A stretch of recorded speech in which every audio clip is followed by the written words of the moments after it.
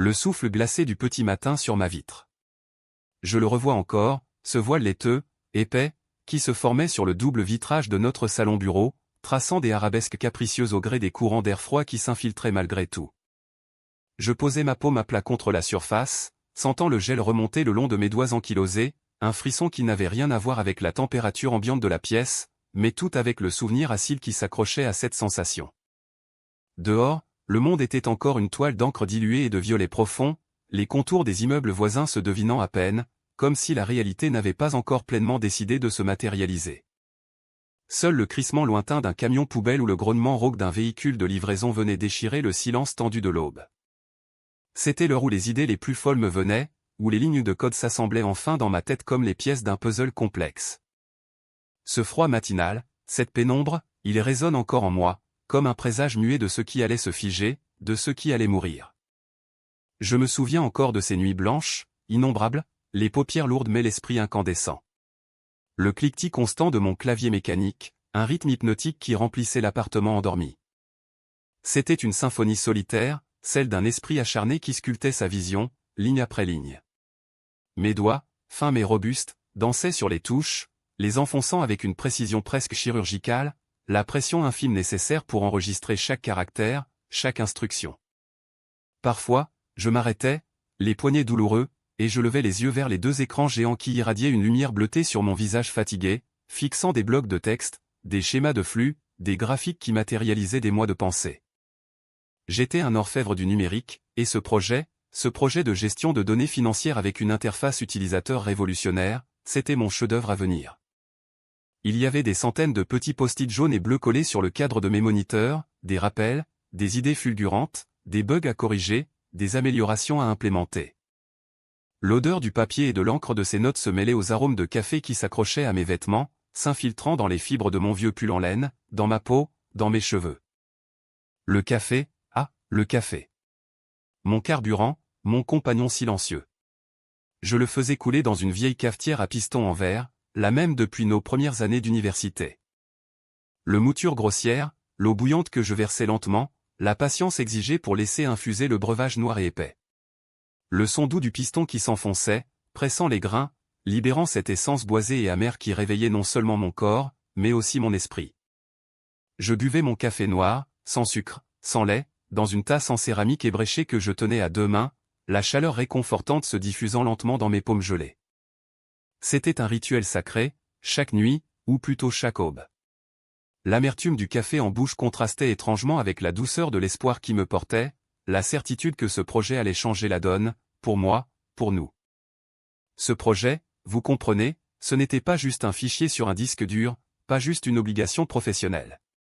C'était ma chair, mon sang, un prolongement de mon intellect et de ma passion. J'avais mis des mois de vie, des heures volées au sommeil, au loisir, à la vie sociale, à bâtir chaque ligne de code, chaque diapositive de la présentation finale. Je me souviens avoir passé des journées entières, le dos courbé sur mon bureau encombré de câbles et de documents techniques, à perfectionner une animation subtile pour une transition de slide, à trouver la formule mathématique la plus élégante pour optimiser un algorithme de tri. Les chiffres dansaient devant mes yeux, les concepts s'entrechoquaient, et puis, soudain, la solution surgissait, limpide, évidente. C'était une sensation presque mystique, l'aboutissement d'un long labeur, la naissance d'une idée concrétisée. Je revoyais chaque brique logique que j'avais posée, chaque interface que j'avais peaufinée pixel par pixel, chaque argument que j'avais aiguisé pour convaincre. L'entreprise avait investi en moi, mais j'avais investi bien plus qu'un salaire, j'avais investi mon âme, ma créativité, ma singularité. Comment peut-on expliquer ça à quelqu'un qui n'a jamais créé? C'est une part de vous que vous mettez au monde. Et Élise. Élise était là, à mes côtés. Du moins, c'est ce que je croyais, avec une naïveté qui me paraît aujourd'hui grotesque. Elle se glissait hors du lit vers 4 ou 5 heures du matin, quand je commençais à sentir le poids du sommeil, et elle venait s'asseoir sur le coin du canapé, à quelques mètres de mon bureau. Elle enroulait ses bras autour de ses genoux, ses cheveux blonds légèrement ébouriffés, encore marqués par le sommeil.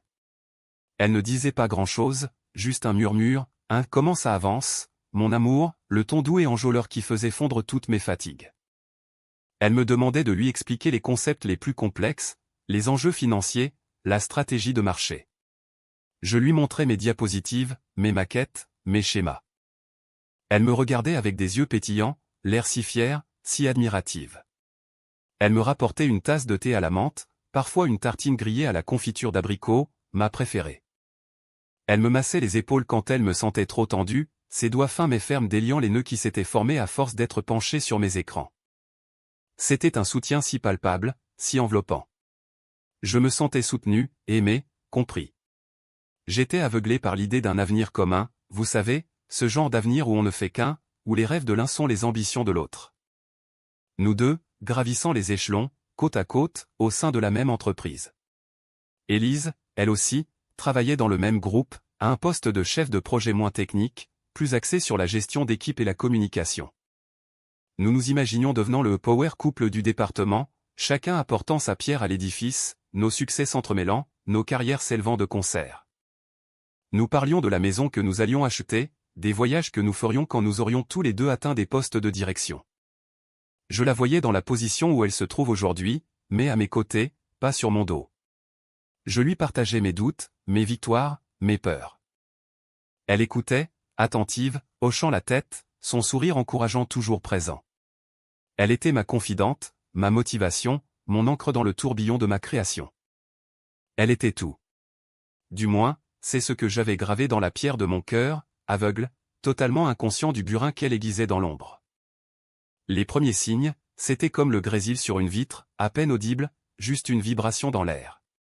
Au début, on ne remarque pas, on met ça sur le compte du vent, de la fatigue. Et puis, la fréquence augmente. Le claquement de sa porte de bureau, par exemple. Avant, quand Élise travaillait tard, la porte restait entr'ouverte. J'entendais le souffle doux de son imprimante, le glissement de sa souris, parfois elle m'appelait pour me demander si je voulais un thé. Un son vivant, chaleureux. Maintenant, c'était un bruit sec, définitif. Un coup de marteau qui résonnait dans le couloir silencieux de notre appartement, de plus en plus tard, et qui laissait derrière lui un vide assourdissant. Je l'entendais rentrer, parfois bien après minuit.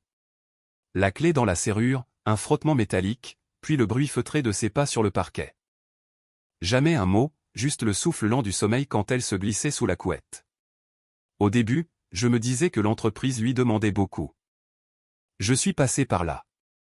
Les pics d'activité, les livrables urgents, ça nous bouffe le temps, le sommeil, les mots. J'essayais de ne pas faire attention aux heures qui défilaient sur le radio-réveil lumineux, les chiffres verts s'égrenant à un, chaque minute passée à fixer le plafond ajoutant une couche d'amertume à mon insomnie. Est-ce que ce n'est pas le lot de tous les couples qui travaillent dur? On se voit moins, on se parle moins, on est juste des corps qui se croisent dans l'entrebâillement de la nuit, épuisés. Je tentais de balayer ce froid qui commençait à s'installer dans mon ventre. Mais les silences, eux, ne trompaient pas. Avant, quand je lui demandais comment s'était passée sa journée, je recevais un déluge de détails, les discussions avec les collègues, la difficulté d'une tâche, l'énervement d'un supérieur. Maintenant, ces réponses étaient des échos lointains, des généralités. Bien, comme d'habitude. Rien de spécial, tu sais. Et ses yeux. Ils s'échappaient des miens. Au lieu de me regarder quand elle parlait, son regard glissait vers la fenêtre, vers la tache d'humidité au plafond que je devais réparer, vers la poignée de la porte, n'importe où sauf moi. Comme si elle cherchait une échappatoire dans le décor. C'était subtil, au début. Un frémissement de ses paupières, un micro-mouvement de sa tête. Mais c'est devenu une habitude, une nouvelle règle tacite de notre communication, ne pas croiser les regards. Quand elle parlait de ses propres avancées professionnelles, le ton de sa voix changeait. Une intonation nouvelle, presque trop assurée. Elle utilisait des termes techniques que j'avais, curieusement, entendus dans des podcasts spécialisés que j'écoutais pour mon propre projet. Elle me racontait des défis qu'elle avait relevés et qui ressemblaient étrangement à ceux que je lui avais exposés, parfois des semaines auparavant, en cherchant des solutions. Elle parlait de sa vision innovante, de son approche disruptive. Je me souviens d'une soirée où elle décrivait une méthodologie pour l'intégration de l'IA dans la gestion de projet. J'ai senti mes oreilles bourdonner. C'était la mienne. La description était quasi mot pour mot celle que j'avais griffonnée sur un coin de nappe, lors d'un dîner, il y a 2 mois. Mon cerveau a fait des nœuds. Est-ce que j'avais mal entendu? Est-ce qu'elle avait juste eu la même idée? Ou est-ce que c'était une coïncidence si frappante que ça en devenait absurde? J'ai essayé de me rassurer. Les bonnes idées voyagent. Elles sont dans l'air du temps. On est dans le même domaine, la même boîte, il est normal que nos pensées se croisent, que nos projets aient des points communs. Mais cette assurance se fissurait à chaque mot, à chaque détail précis qu'elle lâchait, comme des miettes de pain que je ramassais sans comprendre où elle me mènerait. Elle posait des questions, aussi. Souvent après le dîner, quand la journée de travail était censée être derrière nous, quand les corps étaient un peu détendus sur le canapé. Elle se rapprochait, me prenait la main. Et puis, d'un coup, le sujet venait. Dis-moi, pour l'architecture microservice que tu as envisagée, quelle était ta réflexion pour la gestion de la latence? Tu as parlé de ce middleware spécifique. Il me semble que ce serait pertinent pour mon astérisque propre projet. Ces questions étaient trop précises, trop voraces. Au début, j'étais fier. Fier qu'elle s'intéresse autant, qu'elle veuille comprendre les méandres de mon travail. J'étais flatté qu'elle me voie comme une source d'inspiration. Je lui expliquais, avec une passion que je pensais partager, les choix techniques, les compromis, les heures de recherche. Je déroulais les schémas mentaux, les algorithmes, les bases de données. Je lui parlais des problèmes que j'avais rencontrés et des solutions tordues que j'avais trouvées.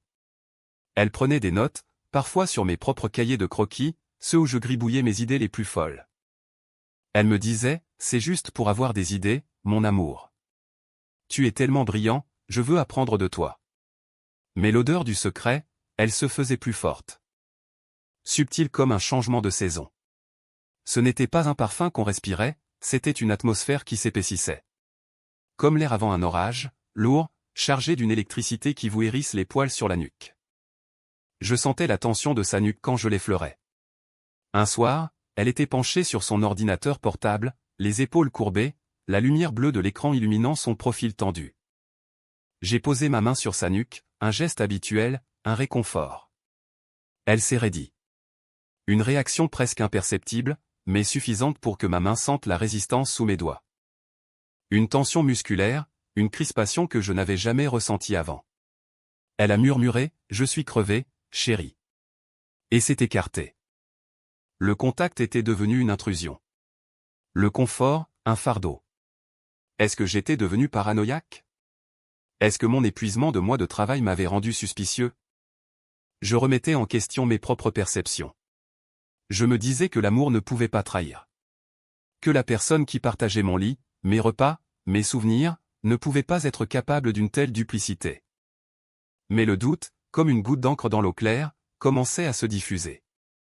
Il se diffusait dans nos repas silencieux, dans les moments où nos regards évitaient de se croiser, dans les baisers devenus plus rapides, plus distants. Je me souviens d'une après-midi. Je travaillais à la maison, la tête plongée dans un code complexe.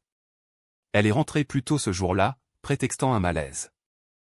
Je l'ai trouvée quelques minutes plus tard assise à mon bureau, mon cahier de spécifications techniques ouvert devant elle. Le cahier noir, celui avec la couverture abîmée par des mois d'usage. Elle écrivait fiévreusement, ses cheveux tombant sur la page, masquant son visage. Le bruit du stylo sur le papier, un crissement rapide, précis. J'ai dû faire un bruit en m'approchant, car elle a sursauté, refermant le cahier d'un geste vif, presque violent. Son visage était pâle. « Qu'est-ce que tu fais là ?» J'ai demandé, la voix plus rauque que je ne l'aurais voulu. Elle a ri, un rire nerveux, trop aigu. « Rien, je cherchais un stylo. » Le mien n'écrit plus.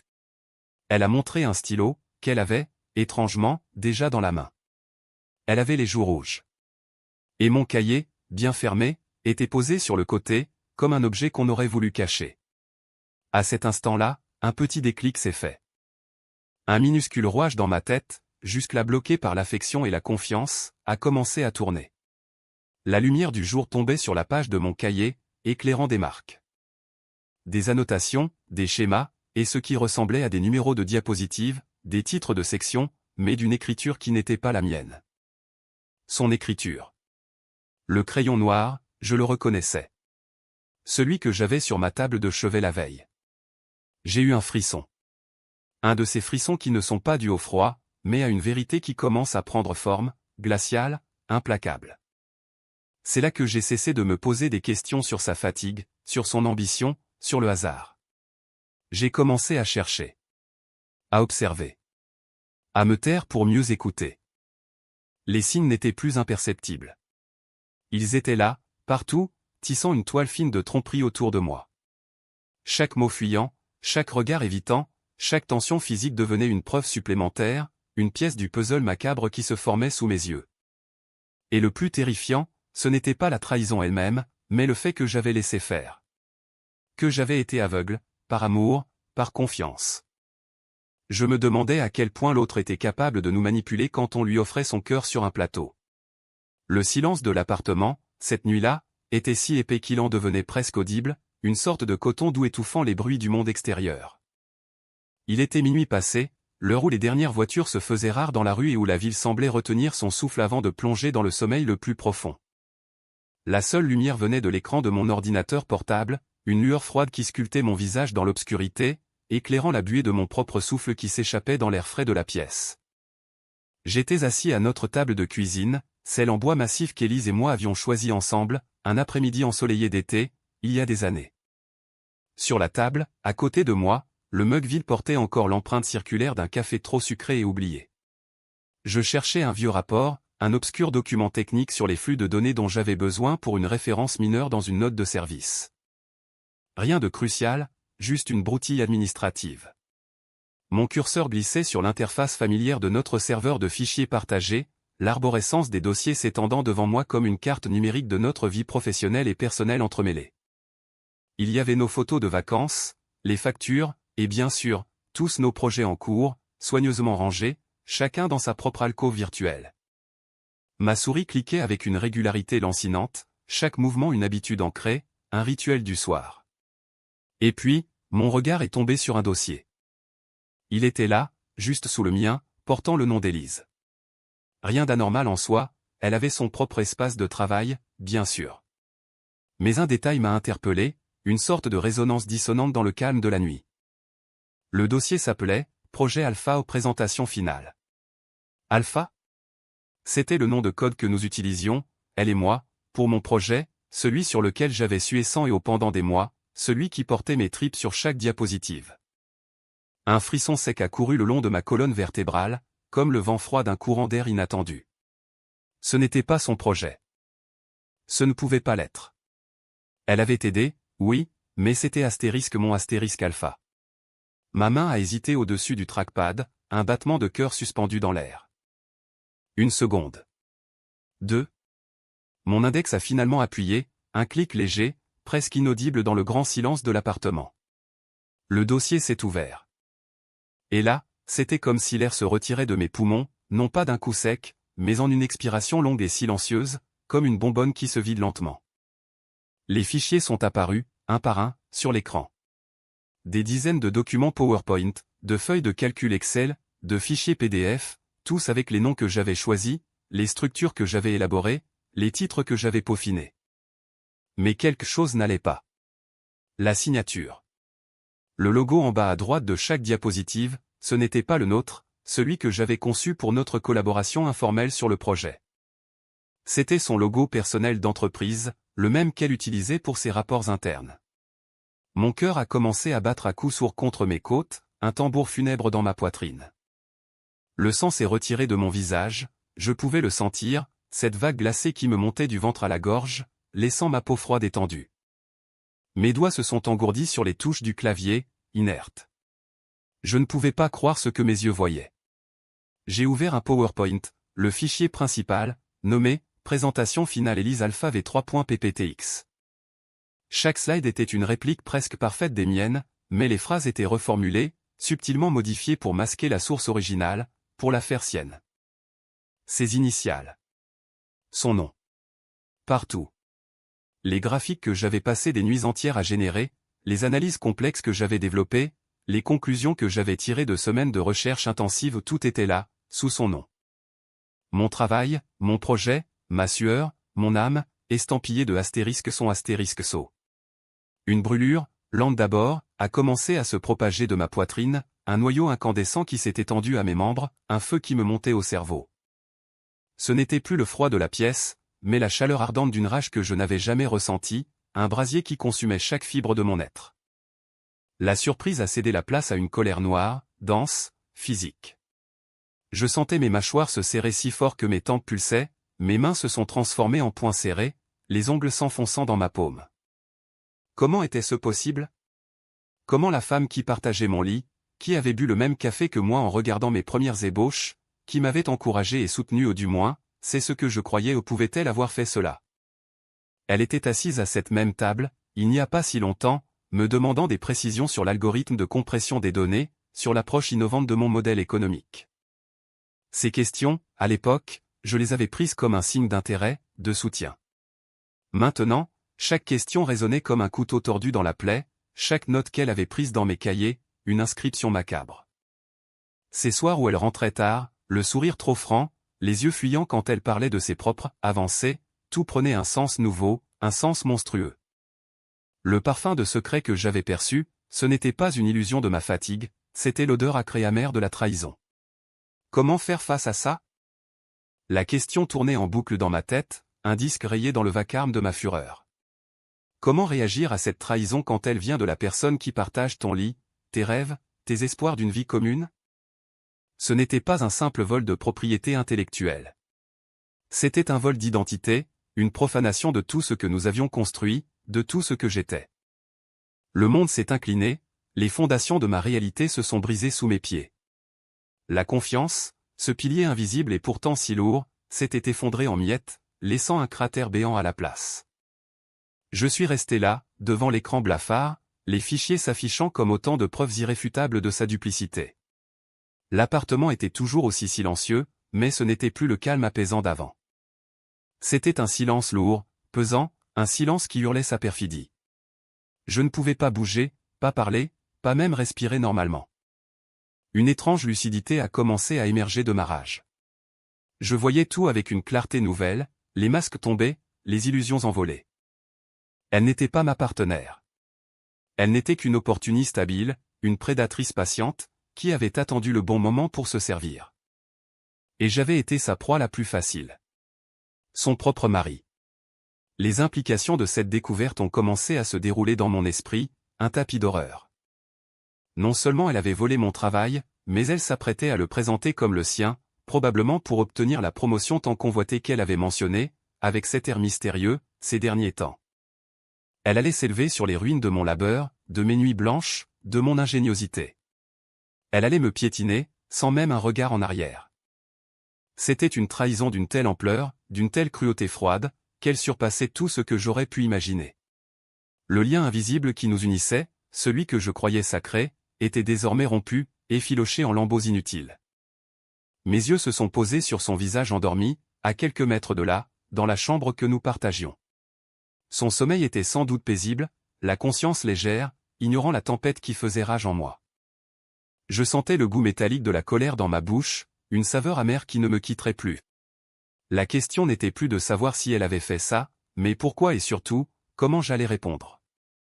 Le piège de sa trahison était posé.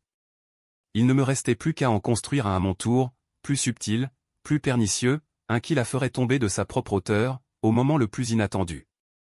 La vengeance, ce mot que je n'avais jamais vraiment compris, a pris une forme concrète dans mon esprit, une silhouette sombre mais étrangement réconfortante dans la nuit froide.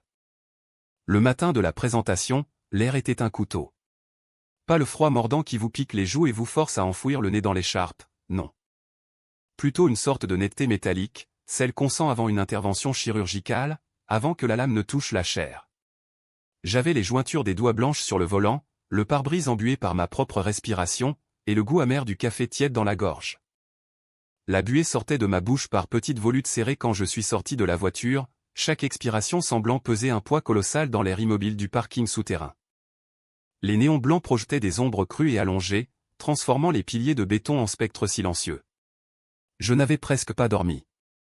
Pas à cause du stress habituel d'une journée importante, mais par cette tension sourde, glaciale, qui s'était installée en moi depuis des semaines. J'avais passé la nuit à fixer le plafond, les yeux secs, repassant chaque étape de mon plan, chaque détail du piège.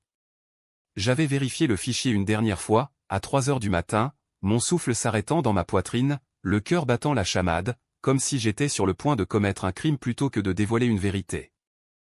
La certitude, froide et absolue, que tout était en place, m'avait donné une paix étrange, une sorte de calme clinique.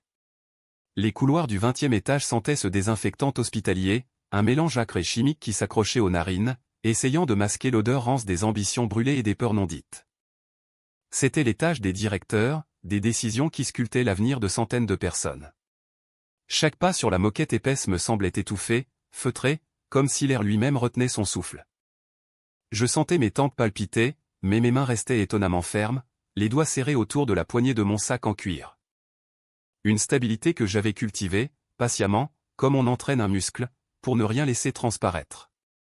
Comment réagit-on à un tel spectacle? Comment garde-t-on le contrôle quand on voit la personne qu'on a aimée le plus se pavaner avec les fruits de votre labeur, voler? La réponse est dans le silence, dans l'immobilité, dans l'attente. C'est alors que je l'ai vue. Élise. Elle sortait du petit couloir menant au bureau des responsables de projet, un dossier épais sous le bras. Mon dossier. Ses talons claquaient sèchement sur le carrelage juste avant la moquette, un son sec et assuré. Elle portait cette veste de tailleur bleu marine qu'elle mettait pour les grandes occasions, celle qui lui donnait l'air plus grande, plus autoritaire. Ses cheveux, d'habitude un peu en bataille, étaient coiffés en un chignon strict, impeccable. Un léger voile de maquillage masquait la fatigue de ses propres nuits courtes, nuits où, je le savais maintenant, elle s'appropriait chaque virgule, chaque idée, chaque ligne de code que j'avais créée. Son sourire était radieux, presque trop. Un sourire d'ascension, d'ambition assouvie. Un sourire qui ne cachait plus la satisfaction, mais la revendiquait. Elle a croisé mon regard, brièvement, sans s'arrêter. Elle m'a adressé un petit hochement de tête distrait, le genre de geste que l'on fait à un collègue lambda, à peine perçu, et a continué son chemin, son pas léger et confiant résonnant dans les profondeurs de ma mémoire. Mon estomac s'est tordu, une sensation de nœud glacé qui remontait vers ma gorge, menaçant de me faire vomir le peu de café que j'avais avalé. Pourtant, je l'ai regardé s'éloigner, ses épaules droites, sa silhouette svelte, tenant si précieusement mon travail, comme si c'était le sien. Mon corps était une coquille vide, mais mon esprit, lui, était un laser, concentré sur l'objectif. Le piège. Il était simple, d'une simplicité désarmante, à la fois ingénieux et brutal. Personne ne s'attend à une confession gravée en lettres capitales sur la dernière diapositive d'une présentation de promotion. Surtout pas Élise. J'avais passé des heures à fouiller dans les fichiers de mon projet, sur le serveur commun, après ma découverte. Ses copies, ses révisions, les traces numériques de son vol étaient là, évidentes quand on savait quoi chercher. Elle avait pris mon document source, l'avait légèrement remanié, changé quelques formulations pour que ça sonne un peu plus réel, mais l'essence, la structure, l'innovation, tout était resté. C'était mon âme. La dernière diapositive. Je l'avais modifiée le week-end précédent, alors qu'elle était sortie acheter des croissants et que la maison était étrangement silencieuse. J'avais créé une diapositive de remerciements classique, avec le logo de l'entreprise, quelques phrases génériques sur l'effort collectif. Puis, j'avais inséré un script simple, lié à la chronologie de la présentation. Un déclencheur qui ne s'activerait qu'une fois le diaporama presque terminé, après la dernière diapositive astérisque légitime astérisque. Une fenêtre pop-up, discrète au début, qui s'agrandirait, devenant une pleine page, remplaçant la diapositive suivante, qui n'existait pas. Sur cette page blanche immaculée, seule une phrase, en Arial Black, taille 96, rouge sang, clignoterait. Projet volé à mon mari. J'avais répété la manœuvre une douzaine de fois, m'assurant que le timing serait parfait, que le formatage résisterait à toutes les résolutions d'écran. C'était un miroir froid, impitoyable, de sa duplicité. Une image qu'elle ne pourrait ni nier, ni effacer. Je me suis posté discrètement près de la machine à café, à l'angle du couloir, d'où je pouvais voir l'entrée de la grande salle de conférence vitrée. Mon cœur battait la chamade, un tambour sourd dans mes côtes. Les secondes s'étiraient, épaisses comme du miel. Des dirigeants de tous les services commençaient à arriver, quelques mots chuchotés, des rires étouffés, le tintement des tasses en porcelaine. Et puis, Monsieur Dubois est apparu. Le PDG. Une figure imposante, aux cheveux d'argent parfaitement coiffés, dont la réputation de franchise et d'intégrité était aussi solide que l'acier. Son regard, perçant comme une lame, balayait la pièce, manquant rarement de repérer la moindre faiblesse, la moindre fausse note. Il a pris place en bout de table, les mains jointes devant lui, son visage impassible. Son pouvoir était palpable, un halo d'autorité qui faisait taire les chuchotis. C'était le juge ultime. Élise est entrée, un dernier sourire confiant jeté aux quelques personnes qu'elle connaissait. Elle s'est avancée vers l'écran géant, une télécommande minuscule dans sa main. Elle a posé son dossier sur le pupitre. J'ai vu son pouce effleurer la surface brillante du bois. L'air dans la pièce s'est épaissi, lourd de l'anticipation générale. Mon propre corps était immobile, un observateur fantomatique, l'adrénaline pompant silencieusement dans mes veines. Elle a commencé. Sa voix, claire et posée, a empli la pièce. Elle parlait de sa vision, de ses recherches, de son équipe, une équipe composée de moi, dans mon bureau, des mois durant. Le diaporama a commencé à défiler. Chaque image, chaque graphique, chaque ligne de texte était une cicatrice dans mon esprit. Je reconnaissais chaque tournure de phrase, chaque illustration que j'avais conçue avec tant de soin. Les chiffres, les projections, les solutions techniques complexes que j'avais défrichées, tout y était, habillé de son nom, de sa confiance insolente. Nous avons identifié une lacune critique sur le marché, a-t-elle commencé, ses gestes précis, éloquents. Je me souvenais de la nuit où cette lacune m'avait frappé, une révélation sous la lumière blafarde de l'écran, les yeux cernés, le café froid. Elle décrivait les innovations clés avec une passion feinte, citant des études que j'avais lues, des hypothèses que j'avais vérifiées. Monsieur Dubois l'écoutait attentivement, son menton reposant sur ses mains, son regard fixé sur l'écran, puis sur Élise, jaugeant ses mots, sa prestance. Mon cœur battait à un rythme irrégulier, mais mes pensées étaient d'une clarté effrayante. Je me suis remémoré les heures passées à construire ces algorithmes, les débogages interminables, les moments d'euphorie quand une ligne de code fonctionnait enfin. Voir Élise les présenter comme les siens était une douleur physique, une brûlure à l'intérieur. Mais cette douleur était masquée par l'attente, l'anticipation de la chute. Chaque clic de la télécommande, un petit bruit sec qui résonnait dans le silence studieux de la salle, me ramenait un pas de plus vers ce moment où le voile se déchirerait. Les directeurs posaient des questions. Élise répondait avec assurance, parfois même avec une pointe d'arrogance que je ne lui connaissais pas, une assurance qu'elle avait certainement acquise en s'imprégnant de mes connaissances, de mon savoir-faire. Elle était brillante, oui, mais d'un éclat emprunté. L'ignorance de l'épilogue imminent était palpable dans chacun de ses gestes, chacun de ses sourires. Elle se voyait déjà monter les échelons, la nouvelle directrice, couronnée de lauriers volés. Elle ne voyait pas le précipice juste devant elle, masqué par l'éclat de son ambition. Le diaporama défilait, slide après slide, un compte à rebours silencieux vers son destin. Les chiffres prenaient vie, les graphiques expliquaient des concepts complexes, les études de marché appuyaient chaque affirmation. Tout était là, impeccable, professionnel. Mon travail. Le temps s'étirait et se contractait à la fois. Chaque fois qu'elle cliquait, un frisson me parcourait l'échine. La tension était presque insupportable, une corde de violon tendue à l'extrême, prête à rompre. L'abîme s'ouvrait, lentement, inexorablement, avec chaque mot qu'elle prononçait, chaque image qu'elle affichait, chaque petit déclic de la télécommande qui scellait son sort. L'air s'est épaissi, s'est solidifié, dans la salle de conférence du 22e étage. Pas un souffle, pas un frémissement de tissu. Le cliquetis mécanique du projecteur, qui avait rythmé la présentation d'Élise pendant de longues minutes, a expiré dans un soupir d'électronique en fin de course. Et là, sur l'écran immaculé, sous la lumière crue des néons qui mettaient en valeur chaque poussière dans l'air, est apparue ma vérité. Pas une image complexe, pas un graphique savant, juste du texte. Des lettres capitales, noires et brutales, emplissant tout l'espace blanc, projet volé à MON Marie. J'ai vu la couleur fuir le visage d'Élise, un mouvement de décomposition presque imperceptible au début, comme une fleur qui fane à l'envers. Ses pommettes, si fièrement hautes il y a un instant, se sont affaissées. Ses lèvres, fines et dessinées par des heures de préparation, ont tremblé, une fissure infime s'ouvrant au centre. Son souffle s'est coupé, un hoquet silencieux, arraché de sa gorge, qui n'a produit aucun son mais a agité son buste sous son tailleur impeccable.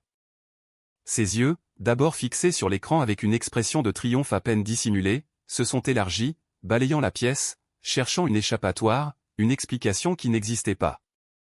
Le rouge lui est monté aux joues, puis une pâleur cadavérique a pris le dessus, transformant la femme confiante en une statue de cire en train de fondre. Un murmure s'est échappé des quelques personnes présentes, un filet d'horreur collective, un frottement de tissu, un raclement de gorge nerveux. Était-ce là le bruit de la chute d'un empire? Ou celui de la fin d'une illusion? Je ne savais pas. Mon propre cœur, lui, battait à grands coups, résonnant dans mes oreilles comme un tambour de guerre lointain. Mes mains, moites, se serraient sous la table. Une part de moi s'attendait à une explosion, à une tempête, mais le silence qui a suivi était 1000 fois plus assourdissant. Monsieur Dubois, assis au centre de la table imposante en bois sombre, n'a pas bougé. Son visage, d'ordinaire si expressif, si vif, était une toile de marbre. Ses yeux perçants, qui avaient scruté chaque diapositive, chaque mot d'Élise avec une intensité palpable, sont restés rivés sur l'écran une seconde de trop. Puis, lentement, avec une gravité presque théâtrale, il a tourné sa tête vers Élise. Son regard n'était pas colérique, pas même surpris, mais d'une déception si profonde qu'elle semblait traverser les chairs. Une déception paternelle, presque, pour une ambition si mal dirigée. Il a simplement hoché la tête, un mouvement lent et mesuré, qui portait le poids d'une sentence irrévocable. J'ai entendu le grincement discret de sa chaise quand il a ajusté sa position, le seul son dans cette morgue improvisée. Il n'a pas élevé la voix. Sa voix était grave, posée, empreinte d'une fatigue soudaine. Élise a-t-il commencé, et chaque syllabe résonnait comme un coup près. Elle a tressailli, son corps vacillant légèrement. Je pense que notre collaboration s'arrête ici. Ce n'est pas la voie de notre entreprise. Vous pouvez récupérer vos affaires. Pas de cris, pas d'explication. Juste une phrase, lancée dans l'air comme une pierre jetée dans un puits sans fond. Élise n'a pas réagi immédiatement. Elle a cligné des yeux, comme si elle espérait que l'image disparaisse, que les mots s'effacent. Son regard est revenu vers moi, furtif, plein de haine et d'une incompréhension abjecte. Elle cherchait peut-être une trace de regret, une faille dans mon armure, mais elle n'y a trouvé qu'un vide. Le silence est revenu, encore plus lourd, puis Élise, les jambes chancelantes, a ramassé ses affaires avec une dignité forcée. La pochette, celle-là même qui contenait mes mois de travail, lui a glissé des mains et a heurté le sol avec un bruit sourd et dérisoire. Elle n'a pas même tenté de la ramasser. Elle est sortie de la pièce, le dos raide, sans un mot, sans un regard en arrière, laissant derrière elle un parfum entêtant de son ambition calcinée. J'ai entendu ses talons claquer sur le marbre du couloir, des bruits qui s'éloignaient, s'amenuisaient, jusqu'à devenir un écho lointain. Dans la salle, le souffle collectif est revenu. Quelques regards se sont posés sur moi, des expressions indéchiffrables de curiosité, de pitié, ou de respect. Je n'ai pas bougé. Monsieur Dubois a pris la parole, une fois de plus, pour adresser un message aux autres cadres. Sa voix était redevenue ferme, professionnelle. Il a parlé d'intégrité, de valeur, de l'importance du travail d'équipe et de la confiance. Il a évoqué la nécessité de veiller à l'éthique de chacun, à chaque échelon. Mon nom n'a pas été prononcé, mais le message était clair, transparent comme de l'eau de roche. J'étais le bénéficiaire silencieux de cette justice soudaine. J'ai quitté la pièce peu après, la tête haute, l'estomac noué, mais avec un poids inattendu soulevé de mes épaules. Le corridor m'a paru plus long, l'air plus léger, et le goût du café amer dans ma bouche avait une nouvelle saveur, celle d'une victoire teintée de mélancolie. Les jours qui ont suivi ont été un tourbillon étrange, une danse macabre entre le soulagement et le vide. Mon appartement, notre appartement, celui où nous avions construit tant de rêves sur des croquis et des lignes de code, est devenu silencieux. Trop silencieux. Ces affaires, une à une, ont disparu. Ces robes colorées de la penderie, ces flacons de parfum dans la salle de bain, le désordre artistique de ces livres sur la table de nuit. Chaque objet manquant creusait un peu plus l'espace, jusqu'à rendre l'endroit méconnaissable.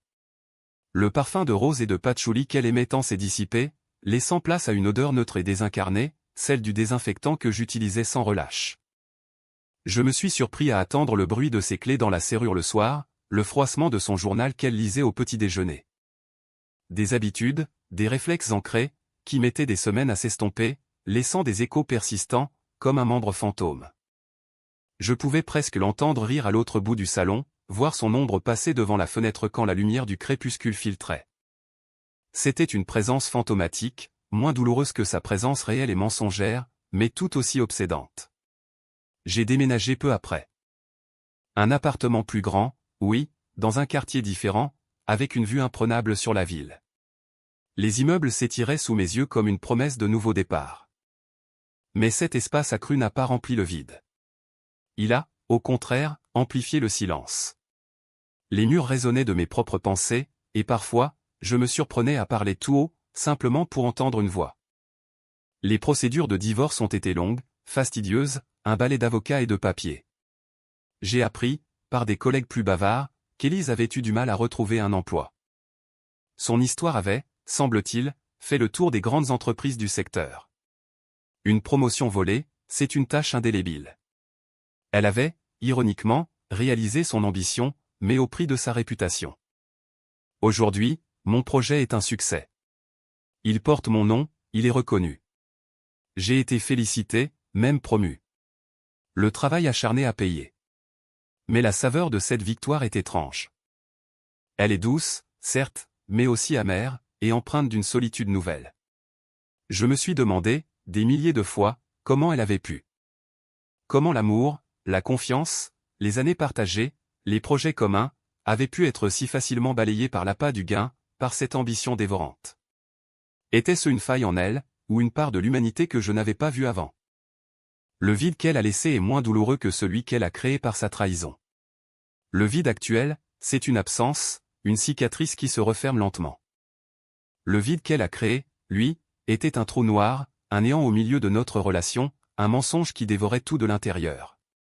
C'est ça, la vraie douleur. Pas l'absence physique, mais la déflagration de la confiance. On se remet d'un départ, d'une rupture. Mais comment se remet-on de la sensation d'avoir été un jouet dans les mains de la personne qu'on aimait le plus au monde?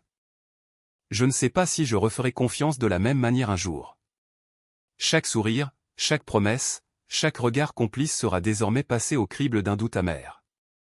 C'est peut-être le prix à payer pour avoir aimé sans réserve. Les plus grandes douleurs sont celles infligées par ceux que l'on a le plus aimés. Et de cette vérité brutale, il n'y a pas d'échappatoire.